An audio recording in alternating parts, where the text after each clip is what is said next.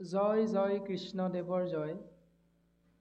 এক দেৱ এক সেউ একত বিনে নাই কেও, সৰ্বশক্তিমান ঈশতত্ত্ব কৃষ্ণদেৱৰ জয় জয়কাৰ ঘোষণা কৰিছে কৃপালু গুৰুজনাই। যিজনাৰ আজ্ঞাতে থাকি প্ৰজাপতি ব্ৰহ্মাদেৱে সৃষ্টি কৰে, হৰই সংহাৰ কৰে, বিষ্ণুৱে পালন কৰে। সেই কোটি কোটি ব্ৰহ্মাণ্ড সৃজনকৰ্তা ঈশতত্ত্ব কৃষ্ণদেৱ হ'ল সনাতন, নিত্য, সত্য, শুদ্ধ, নিৰাকাৰ, নিৰঞ্জন। সেই ঈশতত্ত্ব কৃষ্ণদেৱৰ আজ্ঞা শিৰোগত কৰি হ্ৰস্ব দীৰ্ঘ ছন্দে কৃপালু গুৰুজন বস্তুৱে নিমি নৱসিদ্ধ সংবাদ প্ৰকাশ কৰিছে। মূল সংস্কৃত ভাগৱত হ'ল কৃষ্ণদ্বৈপায়ন বেদব্যাসৰ দ্বাৰা ৰচিত, আৰু তাকে গুৰুজন বস্তুৱে অসমীয়ালৈ সুন্দৰভাৱে সাৰ তত্ত্ব উদ্ধাৰ কৰি আমি জীৱৰ কল্যাণৰ অৰ্থে কথাখিনি প্ৰকাশ কৰিছে। আৰু আজি আমাৰ সমস্ত জনাৰে সৌভাগ্য যে কৃষ্ণ বাংময় মূৰ্তি ভাগৱত কথা আমি শ্ৰৱণ কীৰ্তন মহাভক্তিৰ মাধ্যমেৰে জীৱন ধন্য কৰিবলৈ সমস্ত জনাই আজি প্ৰয়াস কৰিছোঁ। সেউকী বাপজনাৰ লগতে গৃহৰ মধ্যে থকা কেউজনা পৰম বৈষ্ণৱ আপোনাৰ মহামহন্তৰ দুখানী অভয় চৰণত আমি পুনশ্চবাৰ ভক্তি সেৱাভাগী অৰ্পণা কৰা হৈছে। এদিনাখন বৈকুণ্ঠৰ পাৰিষদ দেৱঋষি নাৰদে ভগৱন্ত ঈশতত্ত্বক দৰ্শন কৰিবলৈ দ্বাৰকাত আহি উপস্থিত হৈছে। আৰু দ্বাৰকাত উপস্থিত হৈ ভগৱন্ত পুৰুষৰ লগত কথোপকথন হৈছে।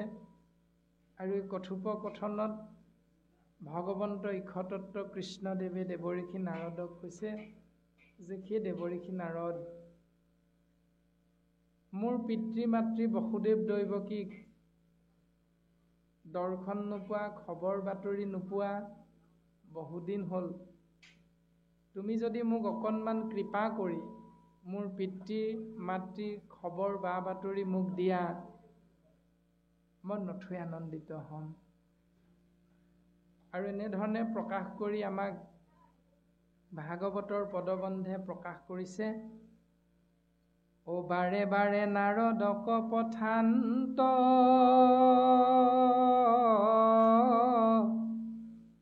মাধৱে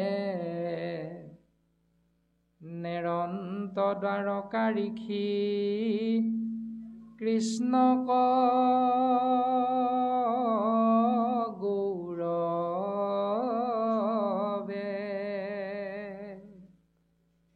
এনেকৈ বাৰে বাৰে দেৱঋষি নাৰদক ভগৱন্ত কৃষ্ণদত্তই দ্বাৰকাৰ পৰা মথুৰালৈ পঠাইছে, কিন্তু দেৱঋষি নাৰদে কৃষ্ণদেৱৰ কাষৰ পৰা আহিবৰ ইচ্ছা কৰা নাই।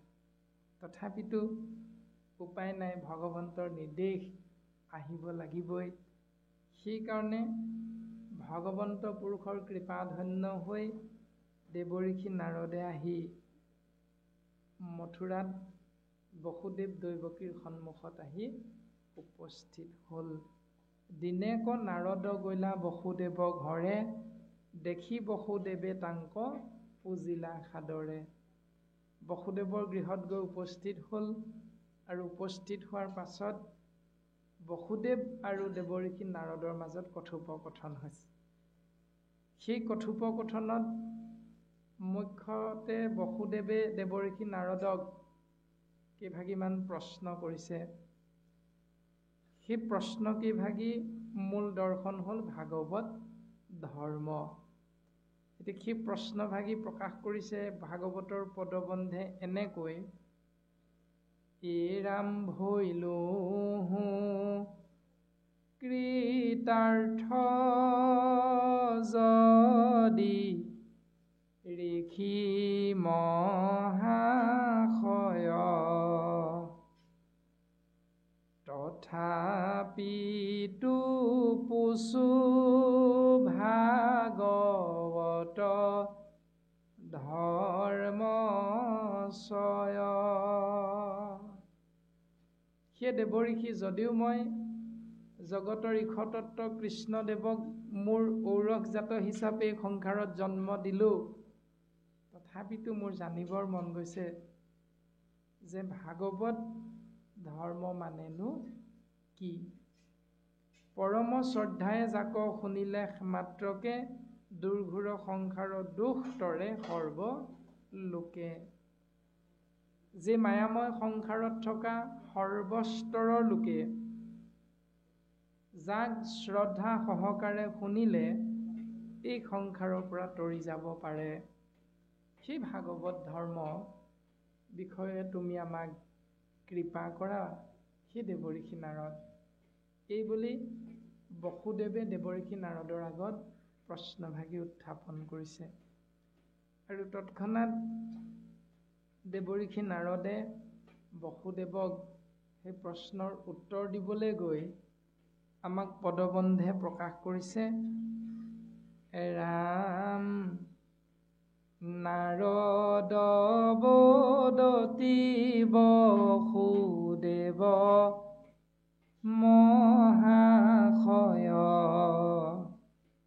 ধন্য ধন্য সাধু বুদ্ধি কৰিলা নিশ্চয়,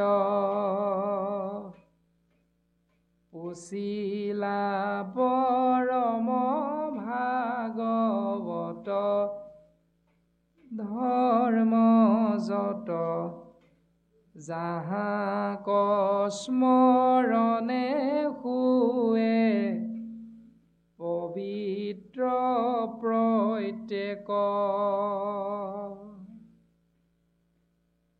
নাৰদে কৈছে, সেই সন্ত বসুদেৱ, তুমি ধন্য, তুমি ধন্য, তুমি সাধু, তুমি সন্ত, তুমি মহন্ত।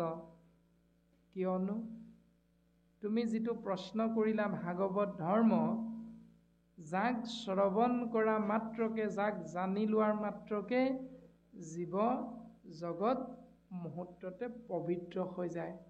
কি ভাগৱত ধৰ্ম? শুনে বা ভনে বা স্মৰে নতুবা আদৰে, আনে বা গাৱন্তে জীৱা অভিনন্দা কৰে। শ্ৰৱণ কৰা মাত্ৰকে, কীৰ্তন কৰা মাত্ৰকে, স্মৰণ কৰা মাত্ৰকে, অন্যজনে কীৰ্তন কৰি থাকোঁতে তেওঁক যদি তুমি প্ৰশংসাও কৰা, এই চাৰিটা মাধ্যমেৰে ভাগৱত ধৰ্মত এটি জীৱৰ পৰম মংগল সাধিত হয়। সেই সন্ত বসুদেৱ, তুমি মোক ভাগৱত ধৰ্মৰ বিষয়ে সুধিলা, কিন্তু মই তোমাক ইয়াৰ উত্তৰটো পোনে পোনে দিব বিচৰা নাই। মই তোমাক ইয়াৰ উত্তৰ দিব বিচাৰিম এটি কাহিনীৰ মাধ্যমেৰে। সেই কাহিনীটো হ'ল নৱসিদ্ধ সমেনিমি ৰাজাৰ সংবাদ, শ্ৰৱণ মাত্ৰকে মনে মিলিবে আহ্লাদ। 9জন পৰম বৈষ্ণৱৰ লগত নিমি নামৰ ৰজাজনৰ যি কথোপকথন, তাতো তুমি আজি মোক সোধা ভাগৱত ধৰ্ম প্ৰশ্নভাগি প্ৰকাশ হৈছিলে। গতিকে নিমি ৰজাৰ আগত ভাগৱত ধৰ্ম বিষয়ক প্ৰশ্নৰ উত্তৰ ভাগি 9জন পৰম বৈষ্ণৱে কি বুলি দিলে, কেনেকৈ দিলে, সেই কথাখিনিকে মই আজি তোমাৰ আগত প্ৰকাশ কৰিম। গতিকে সন্ত বসুদেৱ, তুমি সাৱধান হোৱা, তোমাৰ আগত মই প্ৰকাশ কৰিবলৈ আগবাঢ়িছোঁ। ব্ৰহ্মাৰ মানস পুত্ৰ হ'ল স্বয়ম্ভুৱ মনু, তেওঁৰ পুত্ৰ হ'ল প্ৰিয়ব্ৰত, প্ৰিয়ব্ৰতৰ পুত্ৰ হ'ল অগ্নিধ্ৰ, অগ্নিধ্ৰৰ পুত্ৰ হ'ল নাভি, নাভিৰ পুত্ৰ হ'ল ঋষভ। যি ঋষভ ভগৱন্তৰ 24টি অৱতাৰৰ ভিতৰত এক অৱতাৰ হিচাপে খ্যাতিমন্ত। আৰু সেই ঋষভে গৃহস্থী ধৰ্ম পালন কৰিছে ইন্দ্ৰৰ কন্যা জয়ন্তীৰ লগত, আৰু সেই জয়ন্তীৰ লগত গৃহস্থী ধৰ্ম পালন কৰি 100জন পুত্ৰৰ পিতৃ হৈছে। আৰু সেই 100জন পুত্ৰৰে প্ৰথমজনৰ নাম হ'ল ভৰত, যাৰ নামেৰে আমাৰ দেশখনৰ নাম হ'ল ভাৰতবৰ্ষ। আৰু সেই ভৰতে 3 জন্মত গতি পাইছে। ভৰত, জড়ভৰত আৰু হৰিণ। ইয়াৰ দ্বাৰা আমাক এটি সিদ্ধান্ত দিলে যে এটি জীৱই অন্তকালে হৰিস্মৰে যিটো ভাগ্যৱন্ত, তাহাৰো মহিমা কহি কোনে পাৱে অন্ত।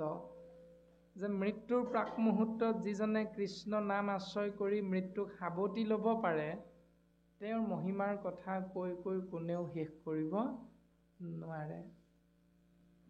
শুকগুৰুৱে পৰীক্ষিত ৰাজাৰ আগত কৈছে, হেন জানি যাৰ আছে মুখ্যক সৰ্বথা, পৰীক্ষিত তেবে শুনি ওক কৃষ্ণ কথা। সেই ৰাজন পৰীক্ষিত, যি শৰীৰধাৰী মনুষ্যই মোক্ষ প্ৰাপ্তিৰ ইচ্ছা কৰে, তেওঁ কৃষ্ণ কথা শ্ৰৱণ কীৰ্তন ধৰ্মটোক আশ্ৰয় কৰাটোৱে হ'ল মূল বিষয়বস্তু। এতিয়া আমাক এনেকে সিদ্ধান্ত দি উত্তৰ দিছে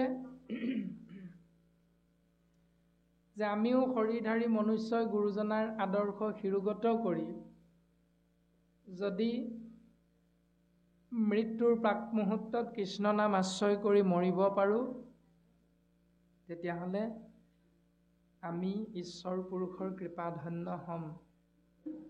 আৰু যদি সেই নাম আশ্ৰয় নকৰি জড়ভৰতৰ নিচিনাকৈ হৰিণ পোৱালি এটাৰ কথা চিন্তা কৰি কৰি মৃত্যুক সাৱটি ল'লে, সেইকাৰণে পাছৰ জন্মত হৰিণ জন্ম লাভ কৰিব লগা হ'ল। ঠিক তেনেকৈ আমিও যদি পুৰঞ্জনে যেনেকৈ নিজৰ পত্নীৰ কথা চিন্তা কৰি কৰি মৃত্যুক সাৱটি ল'লে, সেইকাৰণে পুৰঞ্জনে পাছৰ জন্মত স্ত্ৰী হিচাপে জন্মগ্ৰহণ কৰিব লগা হ'ল। ঠিক তেনেকৈ ভাগৱতে আমাক এইখিনি সিদ্ধান্ত দিছে যে সেই জীৱ, তুমিও যদি ঈশ্বৰৰ নাম আশ্ৰয় কৰাৰ বিপৰীতে অন্য চিন্তা কৰি কৰি মৃত্যুক সাৱটি লোৱা, তেতিয়াহ'লে সেই কৰ্মৰ ফল তুমি পাছৰ জন্মত ভোগ কৰিব লাগিব। এয়াই হ'ল ভাগৱতে আমাক বৰ্তমান পদবন্ধে দিয়া সিদ্ধান্ত। তাৰ পাছত 9টা দ্বীপৰ গৰাকী হ'ল, অৰ্থাৎ 9খন সৰু সৰু ৰাজ্যৰ ৰজা হ'ল উত্তৰাধিকাৰী সূত্ৰে। তাৰ পাছত 81জন প্ৰায় দ্বিজ সদৃশ কৰ্মকাণ্ড জীৱৰ মাজত প্ৰৱৰ্তন কৰি থাকিলে, প্ৰচলন কৰি থাকিলে। 1 + 9 = 10 + 81 = 91। পুত্ৰ আছিলে 100জন। 100জনৰ 91 জনৰ কথা এনেকৈ ক'লে। প্ৰথমজন ভৰত, 9জন সৰু সৰু 9খন ৰাজ্যৰ ৰজা হ'ল, উত্তৰাধিকাৰী সূত্ৰে 10, 81জন কৰ্মকাণ্ড প্ৰৱৰ্তন কৰি এই সংসাৰত জীৱিকা অৰ্জন কৰি থাকিল, 91জন হ'ল আৰু 9জন থাকিল। সেই 9জনকে শাস্ত্ৰই কৈছে নৱসিদ্ধ, পৰম তত্ত্বদৰ্শী জ্ঞানী। সেই 9জনে এদিন পুত্ৰ কামনাৰ অৰ্থে, পুত্ৰৰ অৰ্থে কামনা কৰি নিমি নামৰ ৰজাজনে এটা যজ্ঞ কৰি আছিল। সেই যজ্ঞত গৈ ঋষভ ঈশ্বৰৰ সেই 9জন তত্ত্বদৰ্শী জ্ঞানী পুৰুষৰ আগমন হ'ল, উপস্থিত হ'ল। আৰু সেই 9জন পৰম জ্ঞানী পুৰুষৰ লগত, নৱসিদ্ধৰ লগত নিমিয়ে যিখিনি আলোচনা কৰিছে, সেই আলোচনাখিনিকে নিমি নৱসিদ্ধ সংবাদ হিচাপে প্ৰকাশ কৰিছে। আৰু যি প্ৰশ্ন কৰিছে নিমি ৰজাই, তাকে এক অৰ্থত ভাগৱত ধৰ্ম হিচাপে প্ৰকাশ কৰিছে। এতিয়া সেই প্ৰশ্নকেইভাগীৰ কথা আমি যদি চিন্তা কৰোঁ, তেতিয়াহ'লে প্ৰথম প্ৰশ্নভাগী হ'ল ৰাম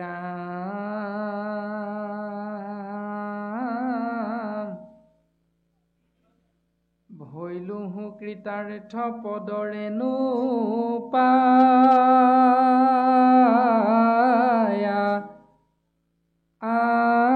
আমি জানিলো আজি হেমুত তুষ্ট কৃষ্ণ স্বামী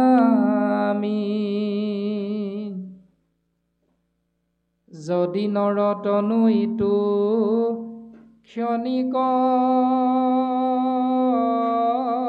অথিৰ তথাপি দুৰ্লভ মানুহ মনুষ্য শৰীৰ।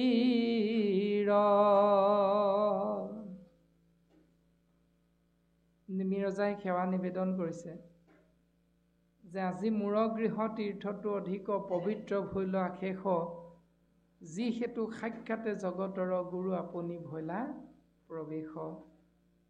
যে মই গৃহতে আছিলোঁ, তোমালোকৰ নিচিনা 9 জন পৰম বৈষ্ণৱক মই গৃহত থাকিয়ে দৰ্শন পালোঁ। আজি মোৰ পৰম সৌভাগ্য। যদি নৰতনু ইটো ক্ষণিক অথিৰ, মনুষ্য শৰীৰটো যদিও খন্তেকীয়া, এই শৰীৰটো এই সংসাৰত এৰি এদিন আমি আত্মাতত্ব যাবগৈ লাগিব, অৰ্থাৎ দেহা হ'ল বিনাশী। তথাপি দুৰ্লভ মানুহ মনুষ্য শৰীৰ, তথাপিতো কিন্তু মনুষ্য শৰীৰটো পাবৰ বাবে অতীৱ দুৰ্লভ। ইয়াক সহজতে লাভ কৰিব নোৱাৰি। 84 লক্ষ বাৰ বিভিন্ন যোনিত জন্মগ্ৰহণ কৰি একেবাৰে শেষতহে আমি মনুষ্য শৰীৰটো লাভ কৰিব পাৰিম। সেইকাৰণে নিমিৰজাই কৈছে যে মনুষ্য শৰীৰটো খন্তেকীয়া, তথাপিতো কিন্তু ই অতীৱ দুৰ্লভ। কিন্তু তাতোতকৈ দুৰ্লভ কি? তাহাতো দুৰ্লভ মানুহ ভকতৰ সংগ লভিলো, দুৰ্লভ লাভ কিনো ভৈল ৰংগ। মনুষ্য শৰীৰটো পায়ো তাতোতকৈ দুৰ্লভ হ'ল ভকতৰ সংগ লাভ কৰাটো। কিন্তু আজি মই গৃহতে থাকিয়ে তোমৰা হ'বৰ দৰে ভকতৰ সংগ পালোঁ। সেইকাৰণে সবাৰো পাৱত পৰি পশু প্ৰণিপাত, কোন আত্যান্তিক সুখ কহিও আমাত। মোৰ জানিবৰ মন গৈছে, সেইকাৰণে তোমালোকৰ চৰণত আমি এভাগ সেৱা নিবেদন কৰিছোঁ যে আত্যান্তিক সুখ মানেনো কি? তাৰ পাছত অসাৰ সংসাৰ আত কিছু নাহি সিদ্ধি, ভকতৰ সংগ অনুক্ষণে নৱনিধি। কোনোবা ৰহস্য ধৰ্ম কহিও ক তাক, জাত তুষ্ট হুয়া কৃষ্ণে দেন্ত আপোনাক। 2 নম্বৰ প্ৰশ্নভাগী হ'ল ৰহস্য ধৰ্ম কাক বোলে? যিটো ভগৱন্ত ইক্ষতত্বই তোমৰা পাৰিষদ স্বৰূপ মহাভক্তক কৃপা কৰি প্ৰদান কৰিলে। তাক জানি বাক যদি যোগ্য হওঁ আমি, তেবে কহিও ক বোলো সবাকো প্ৰণামী। যদি সেই তত্ত্বকেইটা আমি জানিব লাগে বুলি তোমালোকে ভাবিছা, তেতিয়াহ'লে তোমালোকে আমাক এই তত্ত্বটো দিয়াত কৃপণালী নকৰিবা। আৰু লগে লগে আমি আৰু কেইভাগিমান প্ৰশ্ন কৰিব বিচাৰোঁ। সেই প্ৰশ্ন কেইভাগি হ'ল, কোন ভাগৱত ধৰ্ম ভক্তি বুলি কাক, কোন মায়া কোনোবা উপায়ে তৰি তাক। ভাগৱত ধৰ্ম ভক্তি কাক বোলে? মায়া কি? মায়াৰ পৰা পৰিত্ৰাণৰ উপায়টো কি? কাক বুলি ব্ৰহ্ম কৰ্ম যোগ কাৰ নাম। ব্ৰহ্ম কাক বোলে? কৰ্মযোগ কাক বোলে? অৱতৰি কেশৱে কৰন্ত কোন কাম। এই ধৰাধামত অৱতাৰ ধাৰণ কৰি ভগৱন্ত পুৰুষে কি কৰ্ম সমাধান কৰে, কেনেকৈ কৰ্ম কৰে? কোন যুগ ধৰ্ম ভক্তৰ কেন গতি, এহি নৱগোটা প্ৰশ্ন পুছিলা নৃপতি। যুগ ধৰ্ম কাক কয়? অভক্তসকলৰ গতিটো কেনেকুৱা হ'ব, এই 9 ভাগী প্ৰশ্ন, সেই নৱসিদ্ধ তোমালোকে আমাক আজি কৃপা কৰা। আৰু এইখিনি কথাকে দেৱঋষি নাৰদে বসুদেৱক কৈছে, নাৰদ বদতি শুনা বসুদেৱ সন্ত, এহিমতে নিমিজেবে প্ৰশ্ন কৰি লন্ত। সেই সন্ত বসুদেৱ তুমি শুনাচোন, এনেকৈ যেতিয়া নিমি ৰজাই ঋষভীশ্বৰৰ 9জন পুত্ৰ পৰম বৈষ্ণৱৰ আগত ভাগৱত কথা বা প্ৰশ্ন কৰিলে, শুনি সিদ্ধ সবে মহাপ্ৰীতিক লভিলা, ঋত্বিজ সদস্য নৃপতিক প্ৰশংসিলা। প্ৰশ্নকেইটা শুনা মাত্ৰকে 9জন সিদ্ধ পৰম আনন্দিত হ'ল আৰু সমাজত বহি থকা ঋষি সমস্তই ৰজানিমি সাধু সাধু বুলি প্ৰশংসা কৰিছে আৰু প্ৰশ্নৰ উত্তৰ দিবলৈ আগবাঢ়িছে। ৰামানব সিদ্ধে সিদ্ধান্ত দিলন্ত অনুক্ৰমে, আত্যান্তিক সুখ কবি কহিলা প্ৰথমে।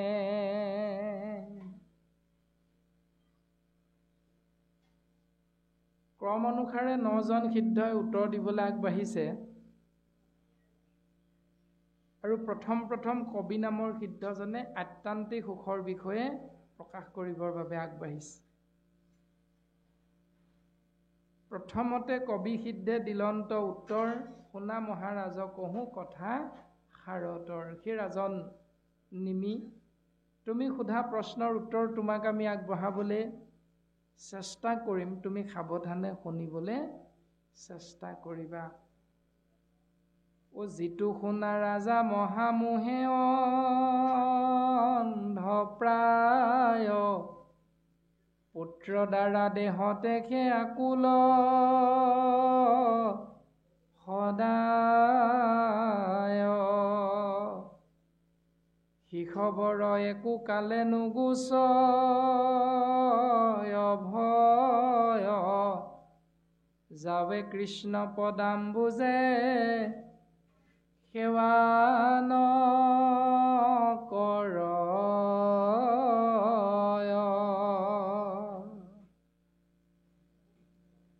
যিসকল মনুষ্যই মোৰ ল'ৰা, মোৰ ছোৱালী, মোৰ মাটি, মোৰ বাৰী, মোৰ গাড়ী, মোৰ ধন সম্পত্তি ঐশ্বৰ্য বিভূতি, এই মোৰ ভাৱনাৰ জৰিয়তে কেৱল এইবিলাকৰ প্ৰতি লিপ্সা হয়, লোভ হয়, আসক্তি হয়। সি খবৰ একো কালে নুগুচয় ভয়, তেওঁলোকে কোনো কালেই ভয়ৰ পৰা মুক্ত হ'ব নোৱাৰে। কিন্তু সেইসকলে মুক্ত হৈ থাকি পৰম আনন্দ লাভ কৰে, যাক আত্যান্তিক সুখ বুলি কৈছে। কোনসকলে? কৃষ্ণ পদ সেৱা তেখে সৰে ভৱ দুখ। কৃষ্ণদেৱৰ দুখানি অভয়চৰণ সেৱা কৰা অভ্যাসৰ জৰিয়তেহে জীৱই ভৱ সংসাৰৰ দুখৰ পৰা পৰিত্ৰাণ পাব পাৰে, তাহাকে বোলয় ৰাজা আত্যান্তিক সুখ। ইয়াৰ নামেই হ'ল আত্যান্তিক সুখ ৰাজন। এই বুলি কবি নামৰ সিদ্ধজনে নিমি ৰজাৰ আগত কথাখিনি প্ৰকাশ কৰিছে। তাৰ পাছত ভাগৱত ধৰ্ম কথনৰ বিষয়বস্তু আগবঢ়াইছে। ৰামে কহো আৰু ভাগৱত ধৰ্মৰ লক্ষণ, বিমৰিষি পূৰ্বত আপুনি নাৰায়ণ।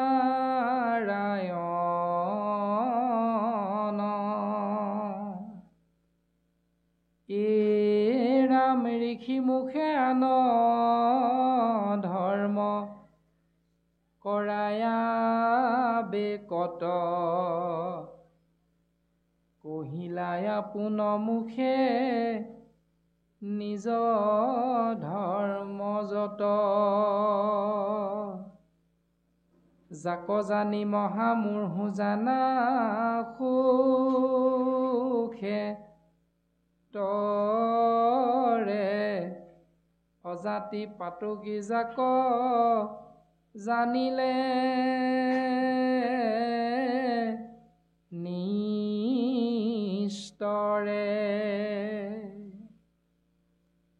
ঋষিমুনিসকলৰ মুখেৰে যিখিনি নিয়ম বান্ধি প্ৰকাশ কৰিলে জীৱৰ মংগল হওক বুলি, সেই ঋষিমুনিসকলৰ বাক্যখিনি হ'ল আন ধৰ্ম।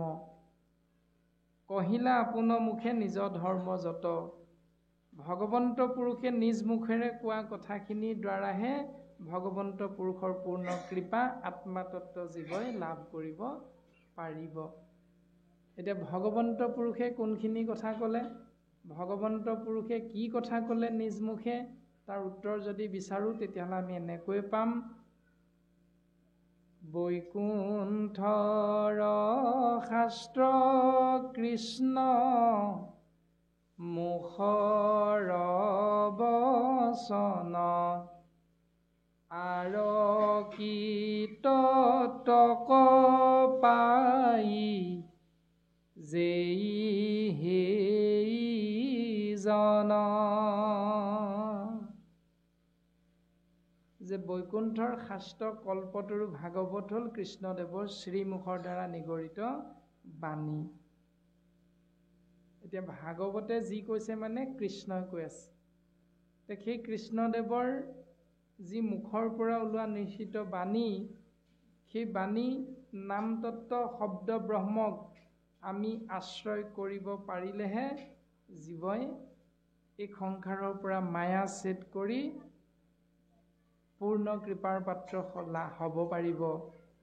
সেইকাৰণে বৰ্তমান ক'লে যে জাক জানি মহামূঢ় জানা সুখে তৰে অজাতি পাতকী জাক জানিলে নিস্তৰে। অজাতি হ'লেও জাতি হ'লেও মূৰ্খ হ'লেও সকলোৱে ভাগৱত ধৰ্মৰ মাধ্যমেৰে জীৱনটো যদি অতিবাহিত কৰে তেতিয়াহ'লে তেওঁ এই সংসাৰৰ পৰা পৰম গতি লাভ কৰিব পাৰিব।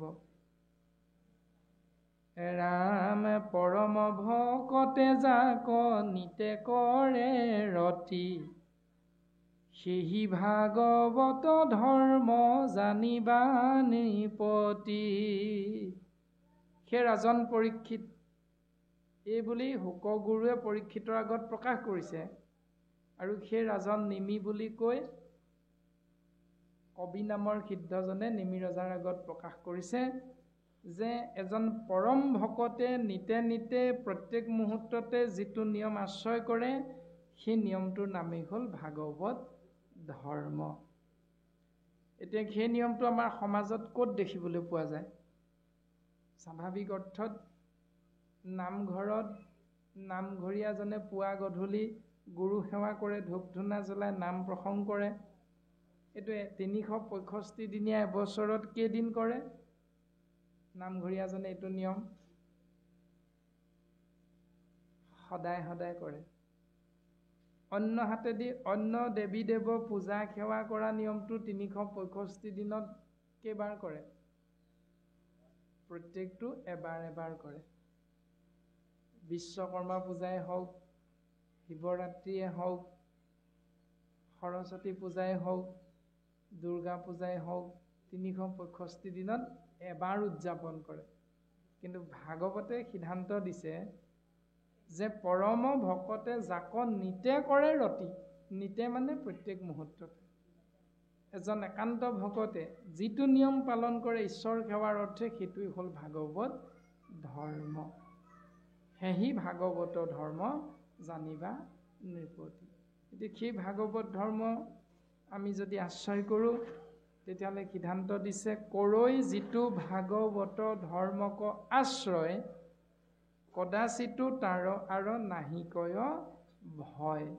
যিজনে প্ৰকৃতপক্ষে শাস্ত্ৰসন্মতে ভাগৱত ধৰ্ম আশ্ৰয় কৰিছে তেওঁ কোনো কালে কেতিয়াও ভয় কৰিব লগা প্ৰশ্ন নাহে। কৰ্ম নকৰিলাতো সমস্তে পুণ্য ফল, আপুনি উপজয় দেখা ভকতিৰ বল। যে কৰ্ম নকৰাকৈও তেওঁ সমস্ত পুণ্যৰ ফল লাভ কৰিব পাৰে এবাৰ কৃষ্ণ বুলি কৈ দিয়াৰ লগে লগে। উপজয় আপুনি দেখা ভকতিৰ বল। ভক্তিৰ প্ৰভাৱটো আপোনা আপুনি বাঢ়ি বাঢ়ি গৈ থাকে। আন ধৰ্মে তন্ত্ৰে মন্ত্ৰে বহু ছিদ্ৰ হয়, ভাগৱত ধৰ্মে নাহি শিষব সংশয়। সিদ্ধান্ত দিলে যে সেই নিমিৰাজন আন ধৰ্ম তন্ত্ৰ মন্ত্ৰ যদি তুমি আশ্ৰয় কৰি জীৱন ধাৰণ কৰা তেতিয়াহ'লে তাত জীৱৰ অপৰাধ আছে, কিন্তু বিপৰীতে ভাগৱত ধৰ্ম যদি পালন কৰা তেতিয়াহ'লে সেইবিলাক অপৰাধৰ পৰা দুখৰ পৰা তুমি পৰিত্ৰাণ পাব পাৰিবা। শুনিওক ভাগৱত ধৰ্ম আছে যত, কৰিবো বেকত আজি তোমাৰ আগত। সেই ৰাজন নিমি তুমি শুনাচোন এই বুলি কৈ কবি নামৰ সিদ্ধজনে কৈছে যে ভাগৱত ধৰ্মৰ বিষয়ে জ্ঞান যিমান আছে তোমাৰ আগত আমি সকলোখিনি কথা সুন্দৰভাৱে প্ৰকাশ কৰিম, তুমি সাৱধানে আশ্ৰয় কৰিবলৈ চেষ্টা কৰা। এনেকৈ বৰ্তমান পদবন্ধে আমাক কথাখিনি আগবঢ়াই দিলে। ইয়াৰ পাছত পদবন্ধে আমাক প্ৰকাশ কৰিছে ৰাম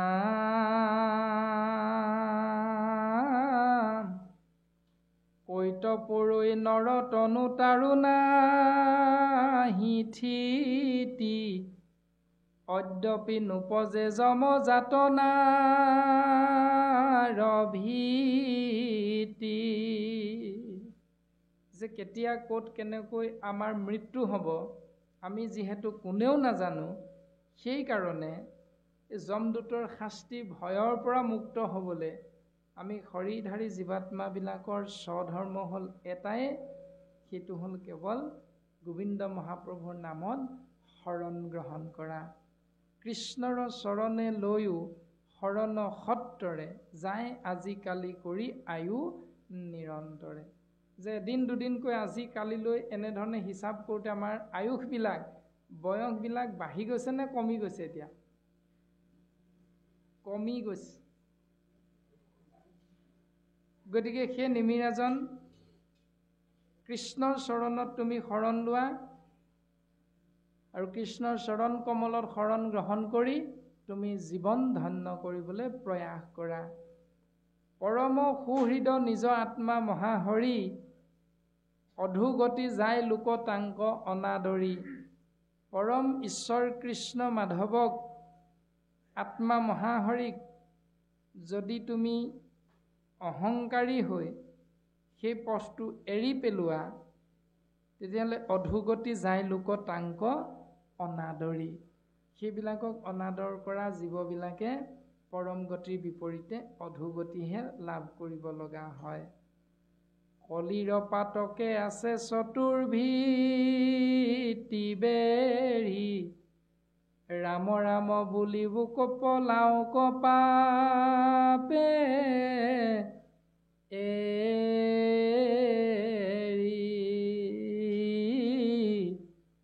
হৰি ৰাম